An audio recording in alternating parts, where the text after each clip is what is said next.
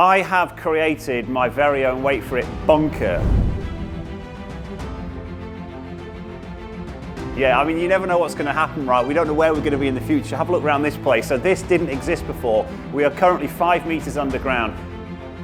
Now, I'm going to create something completely unique on the floor with my old mates at Resincoat. Now, these guys make some amazing products. You can go standard, you can go plain, whatever you want, or you can create a piece of bespoke artwork, a metallic epoxy on the floor. So you and I are doing a piece of artwork on the floor. The colors we're going to go, what should we go? Should we go pink? Yeah, I quite like pink. Purple, yeah. Should we go a bit of black? Let's just mix up some mad colors and create some artwork like you've never seen before, you'll never see again, because this is the definition of bespoke on the floor. Right, let's do it. Now, it's a 3-stage process. The first one you can see going, that's Dean, by the way, say hello to Dean. That's Dean, he's laying it. This is the base coat. Now this is an epoxy resin. It's a self-smoothing one, so you end up with a beauty. It's like icing a cake. Yeah, there it is, you can see it putting down. Now in terms of skill level out of 10, Dean he's showing off his level 0 there. Like there's no skill required at all. You literally just, way on the floor, way, scoop it out all over the place. If I can do it, you can do it. So you put that down, self-smoothing. It's actually also a DPM, which is a damp-proof membrane, meaning if you've got wet stuff coming through the floor, no longer.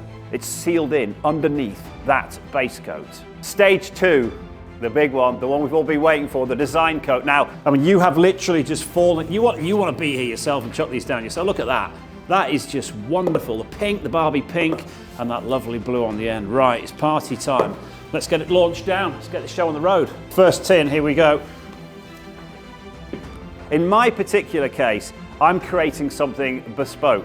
That's a nice way of saying I'm going to create something that's going to be completely wild, and why the hell not? But in your case, and let's be honest, if this was in my house, then I would go for something, you can literally create something that genuinely looks like marble.